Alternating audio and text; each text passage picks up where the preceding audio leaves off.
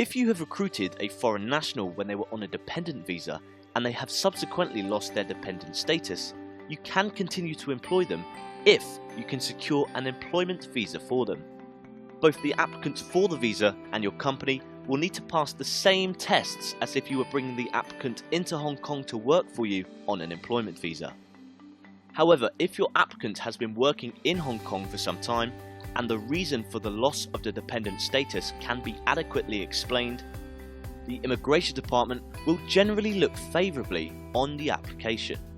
Your applicant can continue to work for you before their dependent visa runs out.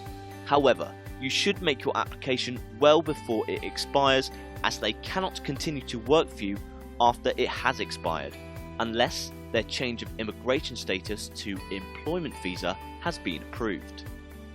You will need to overcome several hurdles to secure the employment visa. Firstly, your applicant must be sufficiently well educated or experienced to do the job on offer. This normally means at least a bachelor degree with a minimum of 2 years post-graduation working experience in a managerial or supervisory capacity. However, sometimes the Hong Kong Immigration Department will accept good technical qualifications, proven professional abilities, and extensive working experience instead of a formal university education. In addition to a formal education, you will need to prove that the applicant for an employment visa possesses special skills and knowledge or experience that are of value to and not readily available in Hong Kong. However, when an applicant is losing his or her dependent status through a change of personal circumstances, these conditions for approval are often relaxed by the Immigration Department. Secondly, your applicant must be of good character and the compensation for the job must be broadly commensurate with market rates in Hong Kong. This means you cannot hire a foreigner at a lower salary than you would have to pay a local person to do that job. Thirdly, your company must show a local recruitment effort for the role in question. If there has been no local recruitment exercise, an official declaration must be made via page 5 of sponsorship form ID 990B, stating the reasons why no local recruitment was carried out in this instance.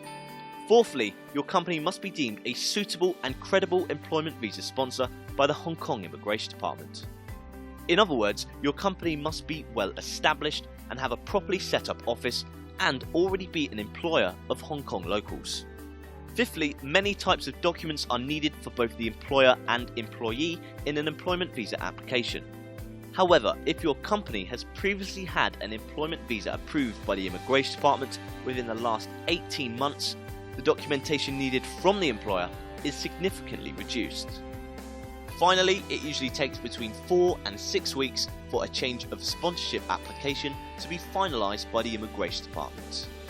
In the meantime, if his or her dependent visa has expired, under no circumstances should the applicant begin their new employment duties with you until the application has been approved. There are no exceptions to this rule. This means you should apply for the employment visa at least 8 weeks before his or her dependent visa is due to expire. This will allow them to continue working through the time it takes for the Hong Kong Immigration Department to consider the employment visa application.